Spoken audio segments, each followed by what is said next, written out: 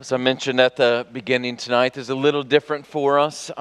This is not a worship service per se. We are going to do something a little different tonight where I'm going to look through and talk through the history of the Westminster Assembly. We have been, those of you that are visiting with us, we take a break going through a book of the Bible. In January, our elders identify what we call our faith focus, something that we just want to see more in the DNA of our church. And so in the mornings, we preach through that. In the evenings, we try and look at it a little more practically and think through it together during the month of January.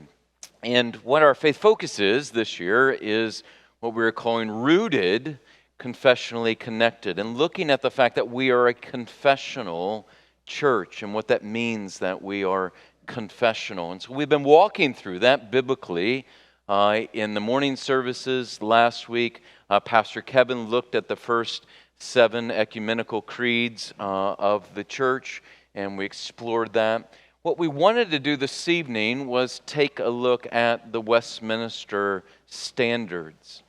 The Westminster Standards are what the leadership of your church here at University Reformed Church, the elders, the deacons, the pastors, what we say subscribe to.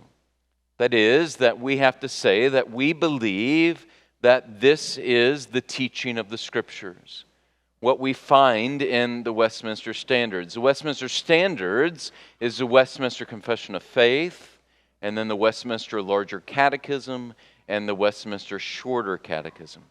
And next week, what I'll do right before our congregational meeting is just look at the idea of catechesis or catechism, catechizing, and look at the Larger Catechism, Shorter Catechism, and just think about catechesis together. But the Westminster Standards were written by the Westminster Assembly. And I want to look at that together this evening. The Westminster Assembly was made up of what we often refer to as the Westminster Divines. That's just what they've been called in history. Those are the men that gathered together in that assembly and wrote these documents. And what I want to do this evening is just look at the history behind that. It's helpful. I'm hoping that as a result of going through this over these weeks, that some of you who have not read through the Westminster Confession of Faith or haven't read through the Westminster Larger Catechism, or some of you that haven't read through the Westminster Shorter Catechism would begin to explore these documents. You begin to start to maybe open them up as you're doing your quiet time in the morning. You read through the Scriptures, and then maybe you take a portion of the Westminster Confession of Faith or the Westminster Larger or Shorter Catechism, and maybe you read through it, and then you look up all the scriptural proofs and say, okay, is this an accurate summary of an articulation of what the Scriptures teach? Do I see this, what they're stating? I would encourage you to think about doing that. But it's helpful to know the history that helped to create these standards and what was behind it. I'm going to walk through the history of Scotland and England during this time leading up to it, hoping that we can follow together. For some of you, history may not be your favorite thing. Leah said, oh, this is not talking me into wanting to come tonight when I was telling her I'm going through history tonight. But as a Christian, I want to say this to you. You and I should all have some appreciation for history. Because God is working out His purposes in this world for His glory and for the good of the church. And so every Christian should have an interest in history, especially the history that affects our little part of the vineyard, Presbyterianism, and the fact that we have these Westminster Standards. That should grip you a little bit, even if it's not real exciting to think about the kings and queens of England this evening. But I want to walk through that together. There are a number of things that I want you to think through, maybe as I'm going through this tonight. I was thinking about it on the drive here. One is this. I want you to think about the way that God uses history, and even in these events, even the political history, how He uses it for the good of the church. We're going to see that in a number of ways tonight. I want you also to think about the sacrifices that men and women have made through the ages so that you and I have what we have and can confess what we confess. We take an awful lot for granted. The third that I want you to notice as I'm going through this history this evening is how important and how much we take for granted, how important your freedom of worship is, and the fact that we can have our polity. That is, that we believe that there could be a Presbyterian system and that this is a good way for the church to operate. I want you to think about how important those things have been in the history of the church and how men and women have been willing to give their lives in a real way to death. And some have been willing to give their lives pouring it out for the sake of freedom of worship and freedom of governance within the church as we walk through this evening. Let me start. What I want to do tonight, walk through the history. Then what I want to do is give you a number of things theologically, principally, that I want you to think about in relation to the Westminster Standards. And then, Lord willing, what I want to do is look through Westminster Confession of Faith, chapter 18. What I challenged you in one of the applications last Sunday morning to go through, I want to look through chapter 18 together and just look at it pastorally together and think about it together. Okay? If we go back to the Reformation, so let's start with the Reformation. If we go back to the Reformation, and Martin Luther nails those 95 Theses to the Wittenberg church door, he didn't know what was getting ready to launch. This was not his plan. His plan was rather to see the Catholic Church reformed to some degree, and he wanted to see some of its abuses corrected. What will happen, though, is as his students begin to take these 95 Theses to a new invention, the printing press, and as those copies are made and they are distributed then throughout Germany, is what happens is the Protestant Reformation is launched. And there are two streams that come out of the Protestant Reformation. You will have in Germany Lutheranism, where there is a centering upon Luther and Melanchthon and their teaching. There will be a second stream that comes out of the Reformation that really finds its genesis in Switzerland with Ulrich Zwingli. And that's what we will call the Reformed stream. So you will have Lutheranism and you will have the Reformed stream. There will be a famous meeting between Luther and Zwingli at Marburg where they will meet together, and as history tells us, and there's maybe a little apocryphal history here, but they will meet together, and I can't remember the number of things, but they'll meet together to see if they can keep the Reformation together. And as they meet together, they will go through, and I don't remember the number again, but something like 30 different doctrines, and they will agree on every single one of them. But they can't agree on the Lord's table. And so what will happen is you will have two distinct streams that come out of the Reformation, Protestant Reformation, Lutheranism and Reformed theology, or the Reformed camp. There will be a young man by the name of Patrick Hamilton, and Patrick Hamilton will have been on the continent, and he will be influenced by many of the early reformers, including Luther and including Melanchthon. And Patrick Hamilton is Scottish, and Patrick Hamilton will go back to Scotland, having been influenced by Luther, and he will begin to preach Protestant theology. He will begin to preach the distinction between the law and gospel that Luther was so famous for. He will be declared a heretic, and Patrick Hamilton at St. Andrews. You can go to St. Andrews in Scotland today, and you will find I've been there, this on the pavement outside the college there is a P and an H in the cement there.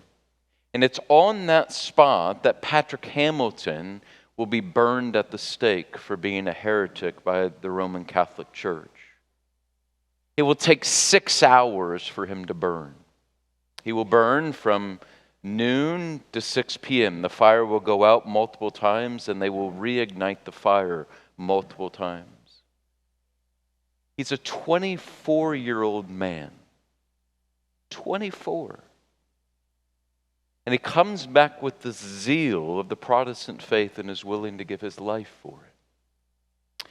There's a moment where he is burning and they will yell out to him, "Convert, heretic." And then there will be a friar by the name of Alexander Campbell that will say, "Call upon Our Lady," meaning Mary. "Say, Salve Regina," that is, "Hail the Queen." And someone else will shout, "If you still believe in the doctrines for which you are dying, then give us a sign." Hamilton at this point is burnt. Half of his body is burnt, and he only has 3 fingers left on one hand.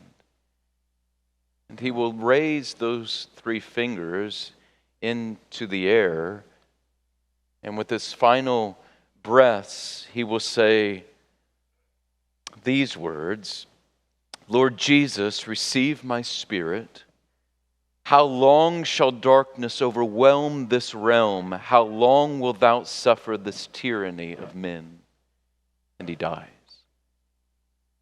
What happens from that moment, it's one of those moments in Christian history where they lit a man on fire thinking that they were stamping out the Protestant faith, or the beginnings of it in Scotland.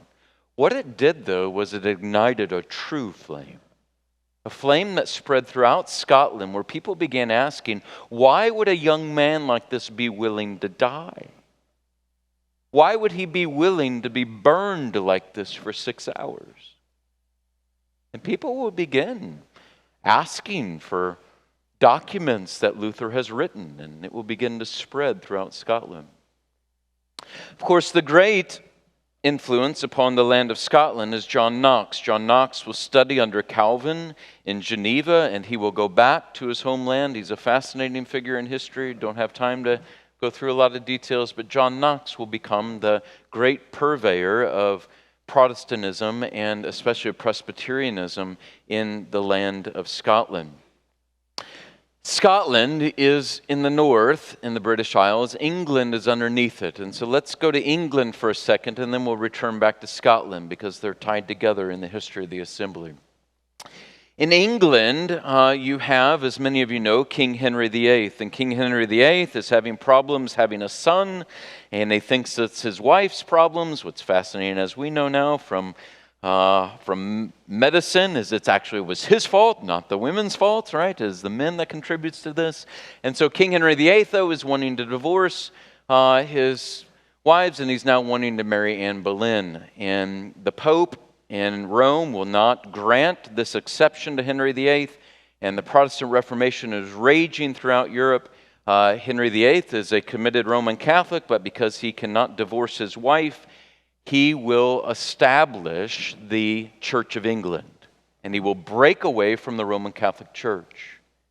He does so that he can divorce and so that he can remarry. And he establishes what's called the Act of Supremacy in 1534, where he makes himself the head of the Anglican Church.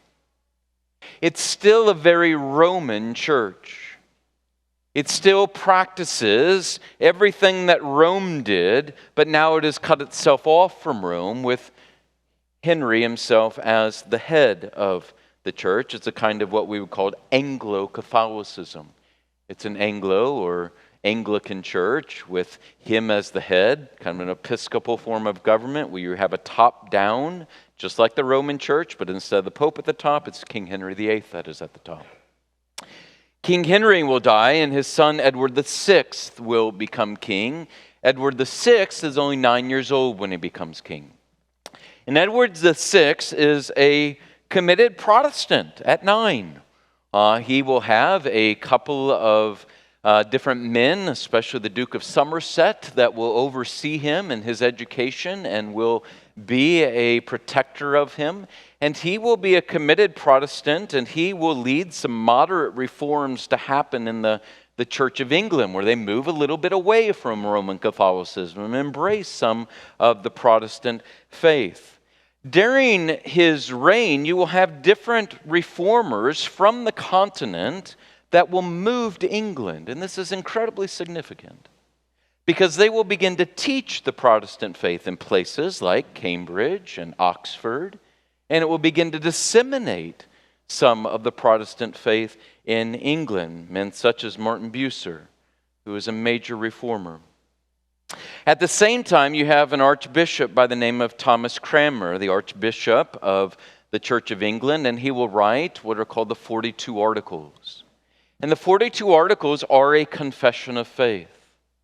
And the 42 Articles, they rule out some things in Roman Catholicism and rule out some things of Arminianism that have begun to sprout in England.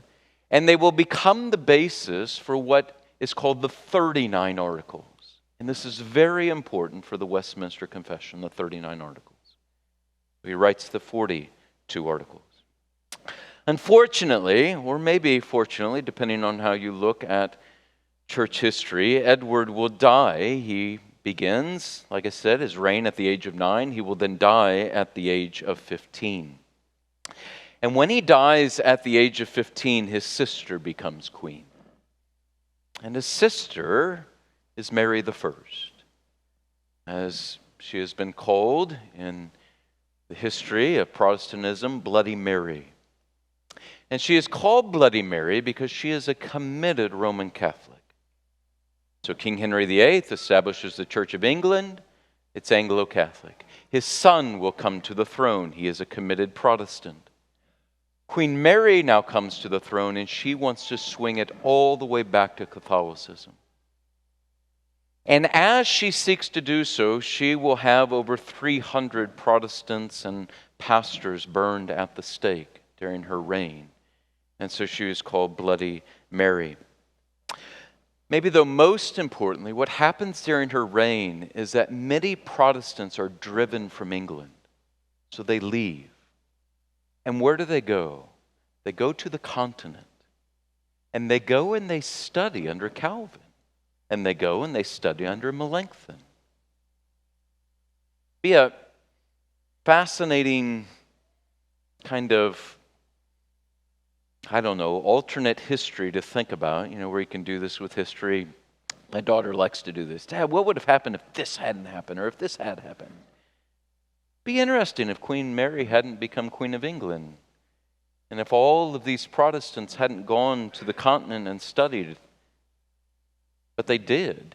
It reminds me of the dispersion, like in the New Testament, where you had the persecution and the fall of Jerusalem in AD 70, and you have all of these Christians that spread all out. And it's the way that the Lord used the evil that men are seeking to do, and He uses it for the spread of the faith. And in many ways, the reverse is happening here. You have Queen Mary that comes, she persecutes Protestants, so they flee. They go to the continent, they get more training, because they're going to return. Queen Mary dies, and when she dies, her half-sister comes to the throne. And her half-sister is Elizabeth I. Now, Elizabeth is interesting. When she reigns, all of these Protestants come back from the continent that have studied under Calvin, that have studied under Melanchthon, and studied under other kind of second generation reformers. And she is interesting because she is a committed Protestant. She's a committed Protestant theologically. But one of the things that happened in history, and most Reformed historians would say this, is that she was set against Reformed theology because of John Knox. John Knox was a firebrand up in Scotland. And when Mary I, Elizabeth's sister, when Bloody Mary was on the throne in England, and Mary Stuart was on the throne in Scotland, as he's kind of giving her a sideward, or Mary Queen of Scots was on the throne in Scotland, he's kind of giving her a sideward glance, and he writes this treatise. And the name of the treatise is this: First Blast of the Trumpet Against the Monstrous Regiment of Women. Knox makes the argument that women should not be in charge of nations. And Queen Elizabeth doesn't have a lot of tolerance for John Knox. It's interesting, in history, Calvin will encourage Knox not to write this, and Knox will. And in many ways, it sets Queen Elizabeth against the Reformed tradition. She is Protestant in doctrine, but she holds on to a lot of the trappings of Rome. She establishes an act whereby she has the right to institute anything in the church that she believes is good for the church. And so she will do so. She will argue that all the Church of England must use the prayer book.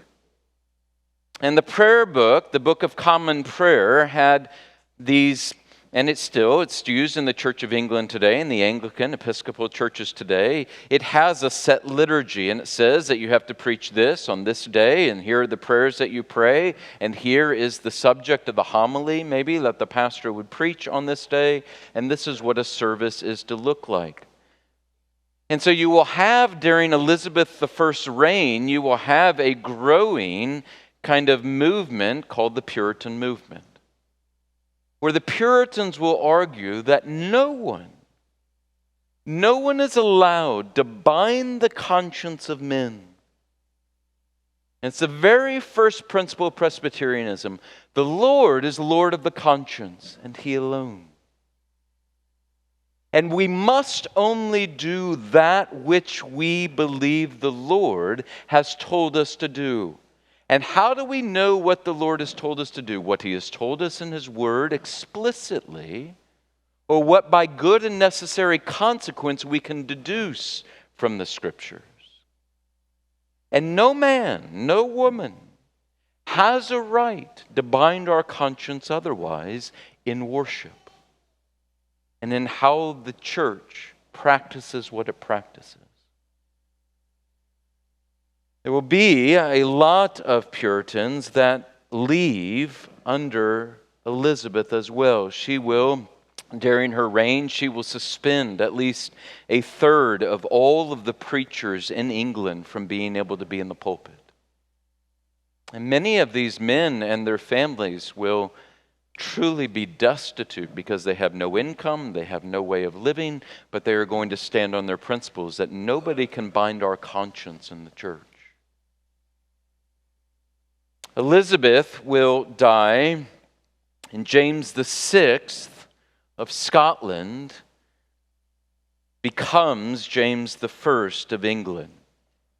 So James VI has been reigning in Scotland, and when Elizabeth dies, he becomes the king of both Scotland and England. And now you have, for the very first time in history, you have Scotland and England. They are joined together as one commonwealth, with one king that is over them.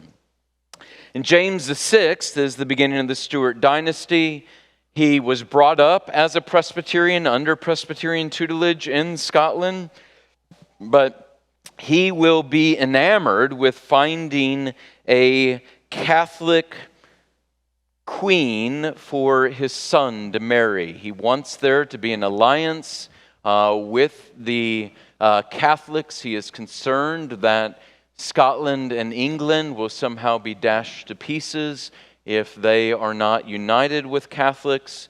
And so he's trying to win over Spain or France and the kings there to provide a wife for his son Charles. And so he will be a kind of moderate Protestant. He will flirt with Roman Catholicism because he wants that kind of security from France or Spain while he tries to find a wife for his son Charles I. And he will just kind of be a moderate Protestant. But this is what's key about him, James I, is that he believed in the divine right of kings.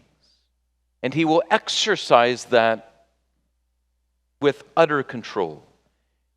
And why that's so important is because his son, Charles I, will inherit that idea from him. Where what the king says is it. That's final. No one else has a right to rule but the king, because God has set the king in his place. He has made him king over the land. And so when James I dies and his son Charles I rises to the throne, Charles I will take this view on steroids. He's married to a Catholic wife, and so he will swing this back to an Anglo-Catholicism heading towards Rome. He's watching as the Huguenots, that is the French Protestants, are being defeated by Catholics in France. He's watching as Lutherans of Denmark are being defeated by the Catholics in Denmark, and he doesn't want to see that happen to his own country, England and Scotland, and so he begins to crack down and begins to implement Roman Catholicism, for all intents and purposes, under the Church of England, throughout England and Scotland. He believed in the divine right of episcopacy, that is, that it was an episcopal form of government. He will move from a sacramental table to requiring that churches have an altar, like they do in the Roman Catholic Church.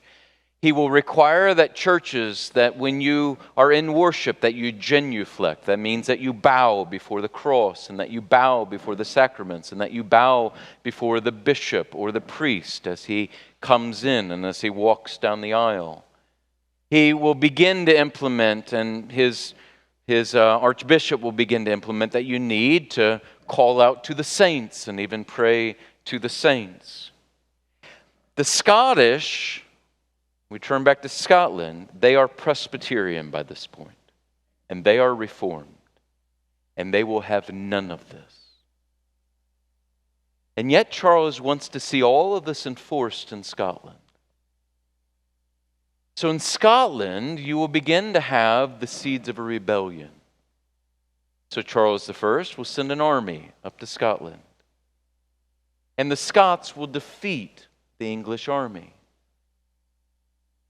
Charles, when he became king, will suspend Parliament because he believed in the divine right of kings. What he says goes. No one else rules with me. But now he needs money, because he needs to raise a new army to go defeat the Scots. So he calls Parliament back into session, because only Parliament can raise taxes. He calls them back into session, and they begin to complain against the king, against King Charles. So he abolishes them again, and it's called the Short Parliament. Disappear.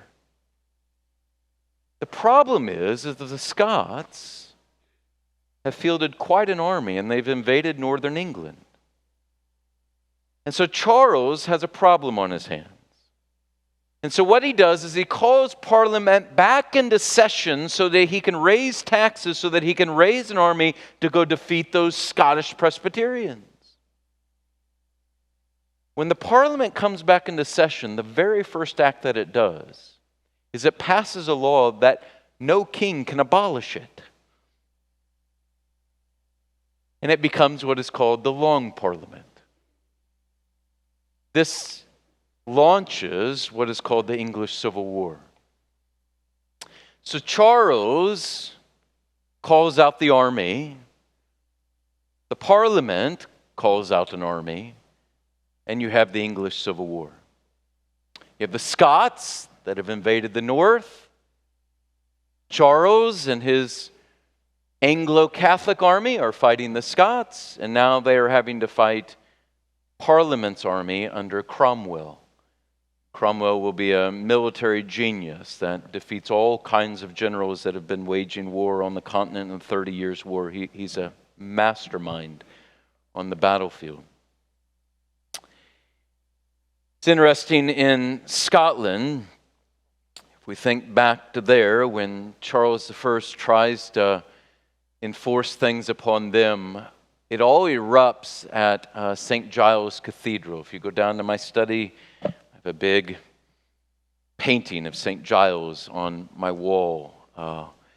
It is where Knox preached. It is a beautiful cathedral there in Edinburgh. And it's there that they first tried to require the Book of Common Prayer in Scotland, and that was in 1637. And as the the deacon gets up to require them to start using the Book of Common Prayer, there is an old lady that is sitting in that congregation, Jean Geddes, who is sitting on a stool, and as he begins to read from the Book of Common Prayer, she picks up her stool and she yells at this man, "Villain, dost thou say mass at my lug?" And lug means ears. "Dost thou say mass at my ears?" And she took the stool and she hurled it at his head. As soon as she does that, he takes off his frock and he literally starts running out of the church. And so the bishop there in Edinburgh will get up and he'll try and calm the crowd and begin to do the Book of Common Prayer, and everybody starts throwing stones and dirt at him, and he will run out of the church of St. Giles. And this is what kind of launches the Scottish church and the Scottish rebellion as well against England. They will sign a national covenant in 1638 that they will sign there in Edinburgh, where a bunch of pastors will gather together, and this national covenant, they commit themselves to death rather than give up the Reformed faith, that they will resist any innovations and any regulations that have been declared by the state upon them, and they will commit themselves to seeing episcopacy, that is, this kind of top-down approach to church government, abolished in their land, and they will take up these arms, and they will fight for Presbyterian principles. So you have Charles fighting them in the north, you have them fighting the Parliament in the south. The Parliament will decide that in 1643, it will decide to call together what is called the Westminster Assembly. And it does so for this reason, two primary reasons.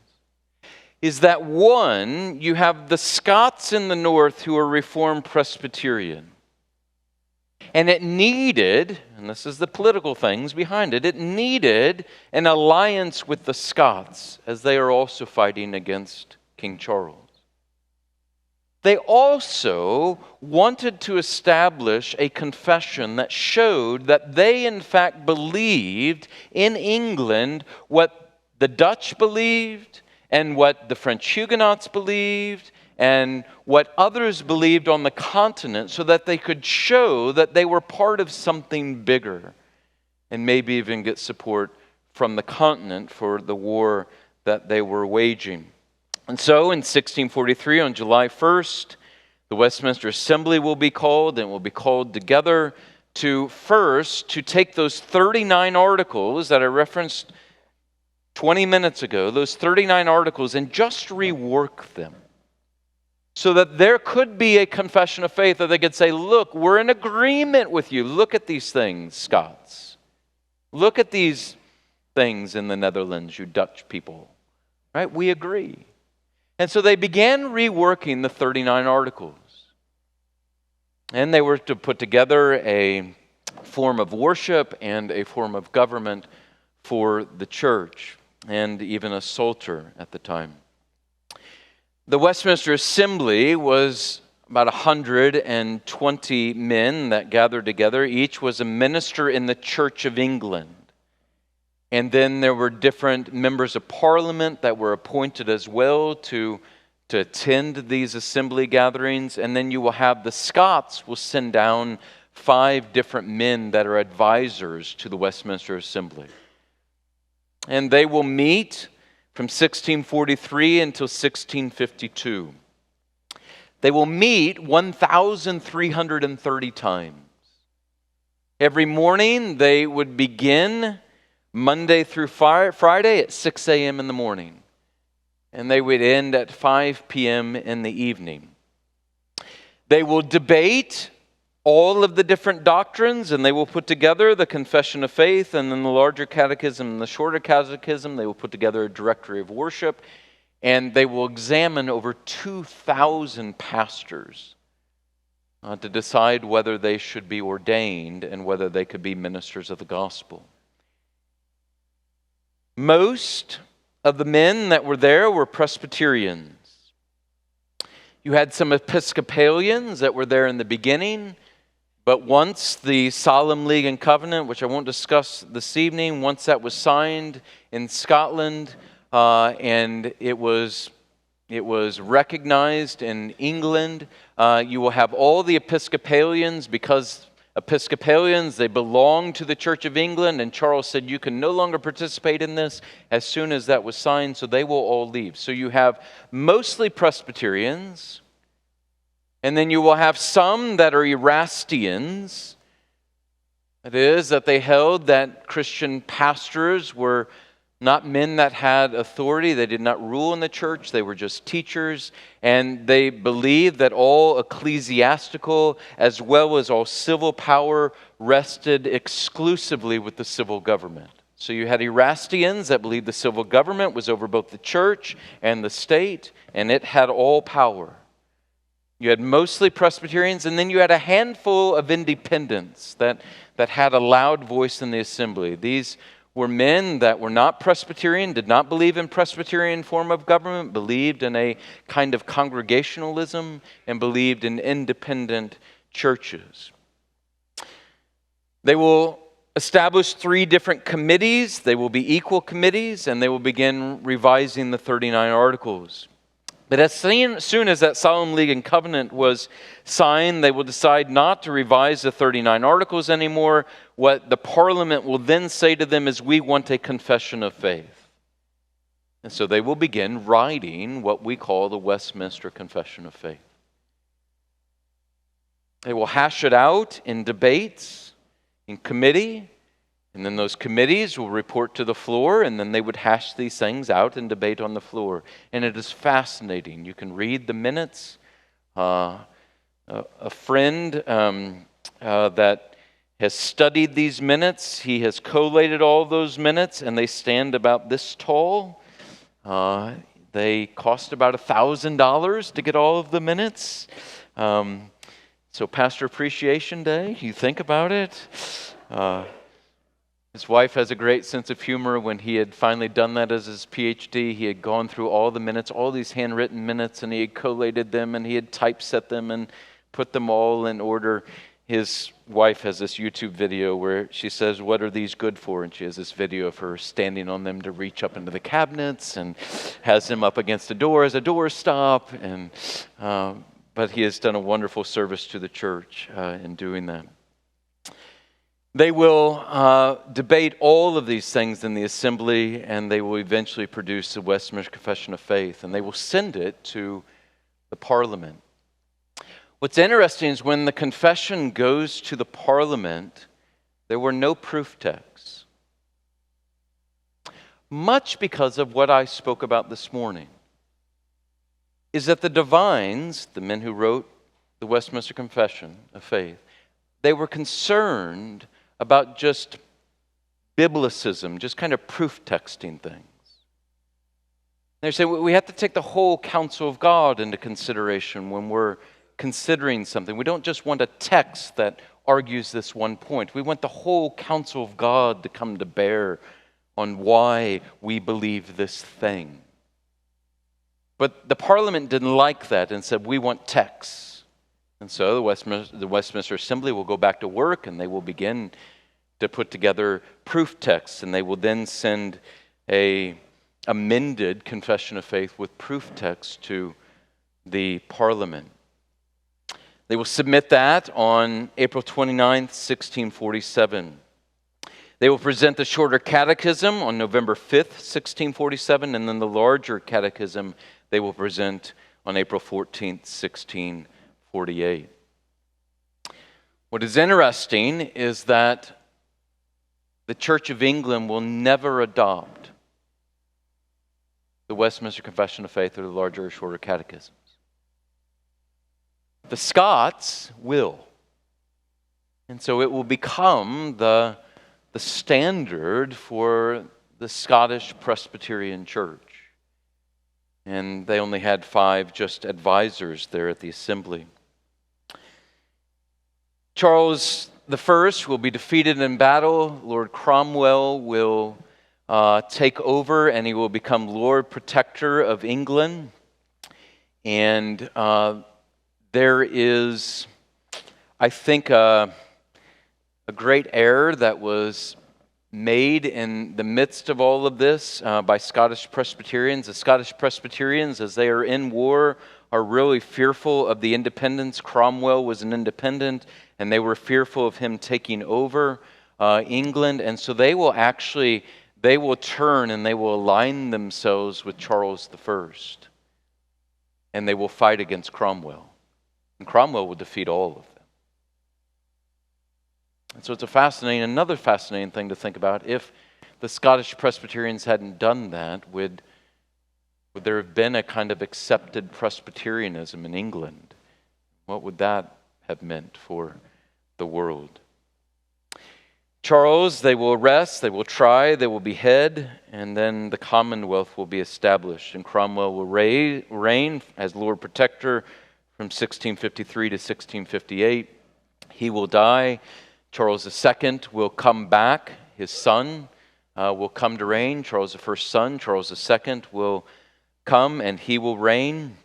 And he will launch into outright kind of killing of Presbyterians, especially in Scotland. It is what is called the killing times in Scotland, where you will have 18,000 Presbyterians that will be put to death in Scotland during the reign of Charles II. It's a fascinating place in the grass market right outside of Edinburgh, where there is this, people walk on it all day. It pains me as I watch it. They're just walking on it. It's a spot where all of these Scottish Presbyterians were martyred for the faith. They will be held in Greyfriars Churchyard in these open kind of holding cells with gates on them and concrete walls that went up but no roof. And men and women and children will be held there for 4 months with 4 ounces of bread given to them to eat in a week. And many of them will starve to death and they will freeze to death. And then thousands of them will be put to death.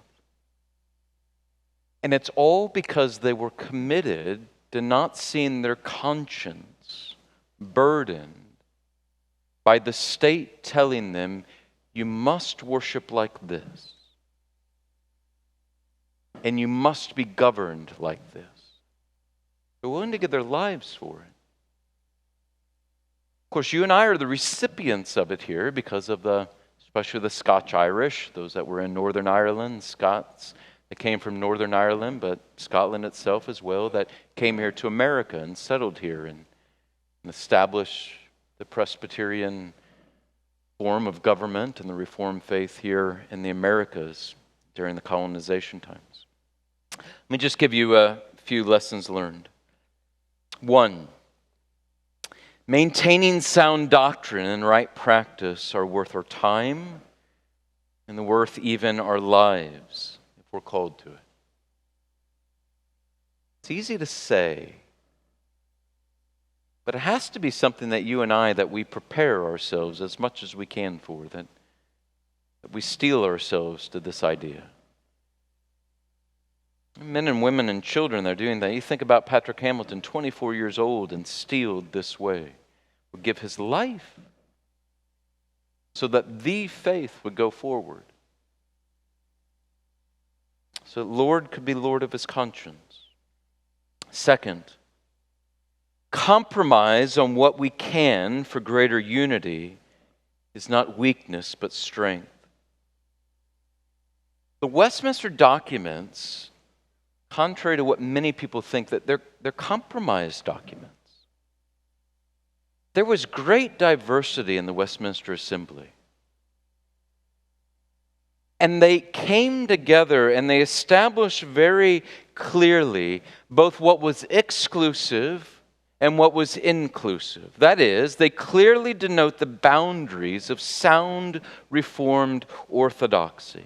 They rule out Romanism. They rule out Arminianism. There are different distinctives with Lutheranism that are, for example, that are made untenable if one adopts the Westminster Standards, but they are also inclusive.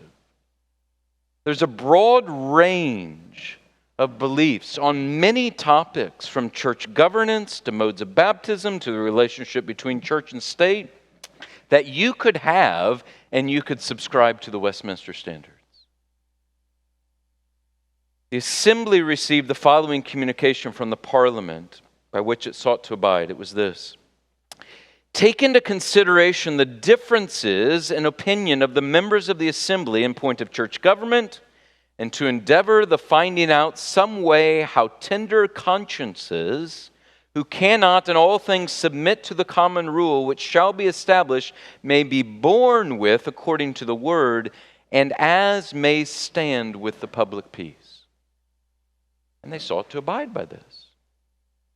Going to try and make this, that, you don't agree with everything here? Okay, you can still practice the faith. Third, the greater church matters. I touched on this morning quite a bit, but the Assembly will cite, according to J.V. Fesco, more than 600 theologians in its minutes. And when one surveys the list, it is truly world and time encompassing. Augustine is cited 25 times, Theodore Beza 29 times, Calvin 25 times, Chrysostom 16 times, Cyprian 12 times, Martin Luther 12 times, Tertullian 10 times, and on we could go. Men of the day and theologians throughout the history of the church, they were seeking to align themselves with the churches in the Netherlands, the churches in France, the church in Switzerland, the church even in Ireland and Scotland. This was an assembly that understood that they belonged to the greater church, both past and present. They understood that. The greater church matters. 4, we declare what the Bible teaches. This is what the Westminster Standards do. Some of you like the Heidelberg Catechism better because it feels more personal. That's fine. You're wrong, but it's fine. This would be my slight correction. Westminster, it's not impersonal. It declares authoritatively what the Bible teaches with clarity. And we then declare that this is what we believe. And when we do, it becomes very personal. The men who gave their lives to this saw this as very personal. I hope children that are being catechized along these lines find it very personal. I, as a pastor who has subscribed to it, find it very personal. I hope our elders do. I hope our deacons do. It's very personal. 5, this is a tool to be used. It's to be used for your personal growth. It's to be used for your education in the faith. It's to be used as you seek to teach others. It's to be used as you train your children. It's to be used as you counsel. It's to be used. 6th, and finally, confessionalism is only as good as those who confess it do so with integrity, and discipline is enacted otherwise. To all that I said this morning about your leadership being confessional, according to the standards, it only matters if the men actually are honest as they subscribe to it. And it only matters if the church is willing to discipline when men are not honest about it. And so it's not enough just simply to say we have this and let it sit on the shelf. It's not enough for me just to say with my mouth, I believe this, and give it a wink and a nod. It has to be something that I honestly, truly believe this is what the Scriptures teach. And if I do anything contrary to this, it is incumbent upon you as a congregation, it's incumbent upon the elders here, it's incumbent upon the pastors and elders that I'm united with in my presbytery and in the denomination to discipline me, to call me out on it. And say, Jason, you confessed this. How are you preaching and teaching that? And if I don't confess and repent, then you should get rid of me. Confessionalism is only as good as men are honest in subscribing to it and the church disciplines those who are not. Incredibly important.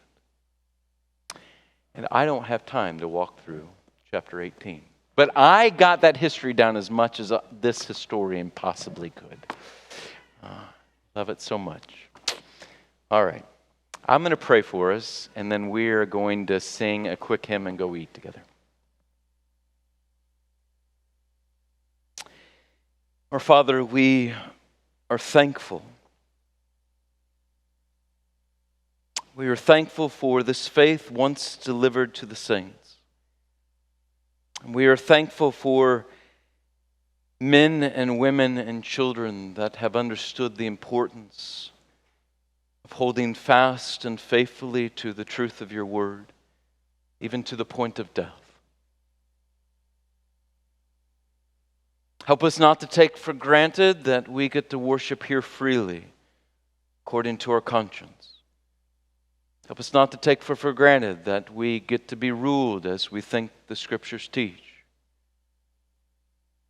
Help us to not take for granted that there will be a day in eternity in which we meet so many of these men and women and children that gave their lives that we might hold on to this faith and might propagate it and might teach it to the generation that follows. Help us to stick close and fast to your word. And we pray all this in the strong name of Christ. Amen.